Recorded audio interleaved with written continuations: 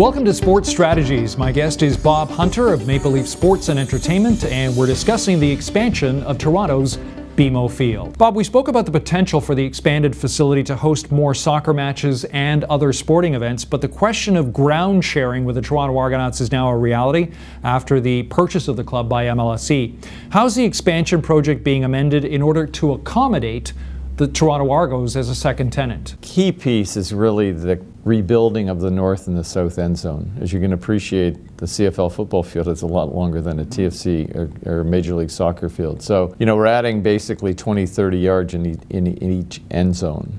Demolition, especially in the north, is quite significant. So there were 2 group sales buildings there. There was a grandstand there that held almost 2,000 people. That completely disappears. South end zone, we've got 6 rows that we're going to have to convert to portable seats now. So exactly the same experience that you have today as to the distance to the pitch, but the reality is those seats have to come out for CFL football.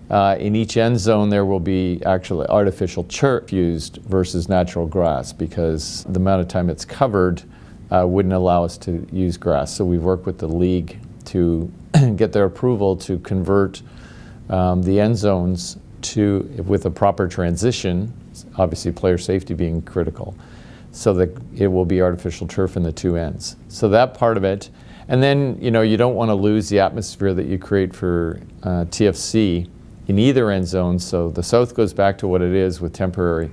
In the north, we're creating what we're calling a patio experience, so that we'll put 6 rows of seats in, but behind that will be a fairly significant party zone. Bob, can you explain how the reinforced turf upgrade that's scheduled for Phase 2 will allow the facility to host both soccer and CFL football during the same season? Well, that is actually an option that we have going forward. We've decided that in our initial year, till we actually understand, how would I say, I don't want to say the damage, but the wear and tear that the CFL football will have on the turf, we've held off actually going ahead with that. If at the end of the season we conclude that that's a must, then it's really a matter of a 2 to 3 week stitching program where you actually bring in these large units from Europe and they stitch in plastic fiber into the turf, into the grass. So it's still natural grass, but what this does is provide additional root support and strength to accommodate more use. And so that option is there. We've met with the suppliers. We know exactly the amount of time and the cost that's required. But what we've done for this year is we've actually bought 2 different real fields that are growing up in mid-Ontario. And if we find that the turf is suffering more wear and tear than anticipated, we'll actually just remove it and replace it during the season, the whole field. And we need about a week to do that, and we've got blocks in the schedule that we think we can. The differential this year is that TFC won't start till early May again, so and that Argos don't start till July 1st.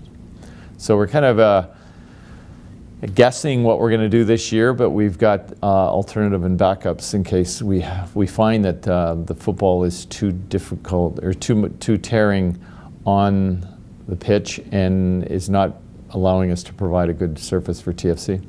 Now, Bob, you mentioned that the 2016 Grey Cup will be another major sporting event to be hosted by BMO Field. There's a distinct possibility that the playoff runs of both the Argos and TFC would overlap, and TFC conceivably could host 1 or more MLS playoff games at the same time.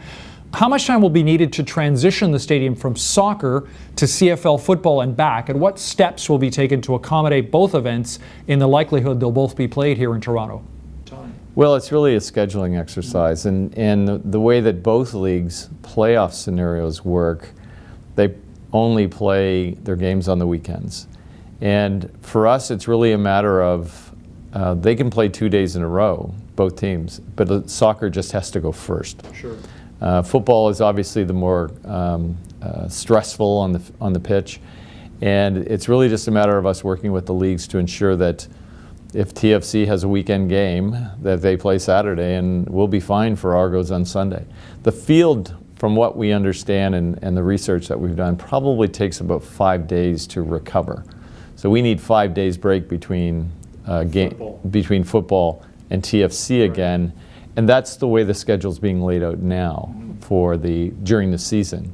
So we get into playoffs, again, the scenarios are totally always unknown. You don't know whether the away team, the home team, you don't know whether you're playing Saturday or Sunday.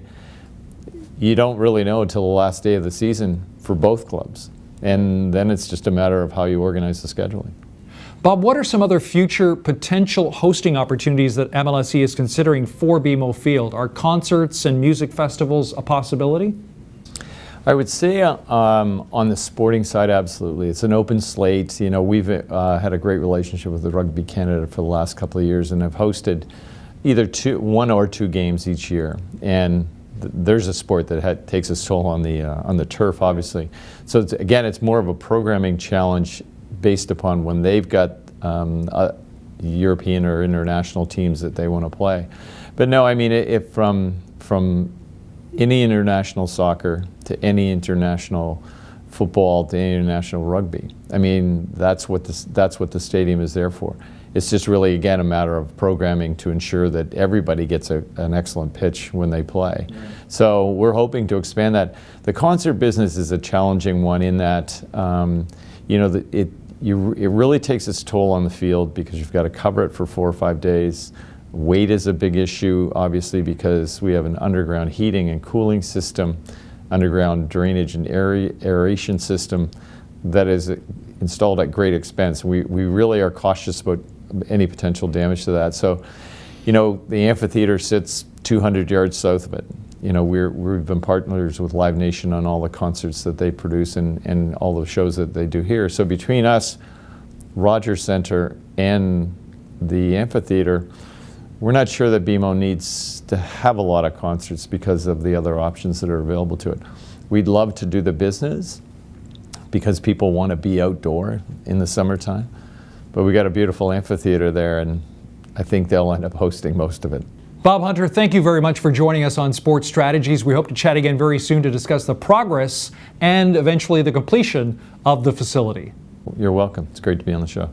Once renovation is completed in the spring of 2016, BMO Field will be transformed from a soccer-specific venue to a state-of-the-art, multi-purpose facility capable of hosting several different sporting events in a number of unique configurations. It represents the evolution of the 21st century sporting arena, where athletic endeavors, design, and technology coincide to provide the ultimate fan experience.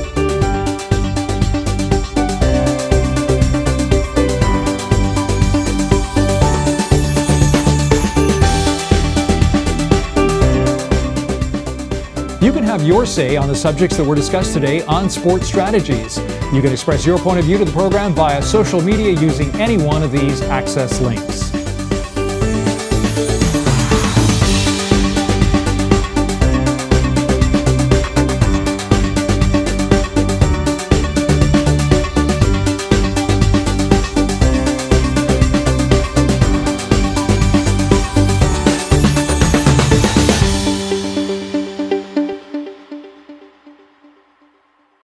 Well, one of the exciting things that the organizing committee for the Toronto 2015 Pan Am Games put into place, one of the mandates was that any facility was going to come with sort of a skin in the game from a community that was going to host that facility. So again, so the funding model was effectively and very generally, we'll bring you 66 cents on the dollar, you come up with the other 33 cents, and you've got yourself a world-class sport facility of some sort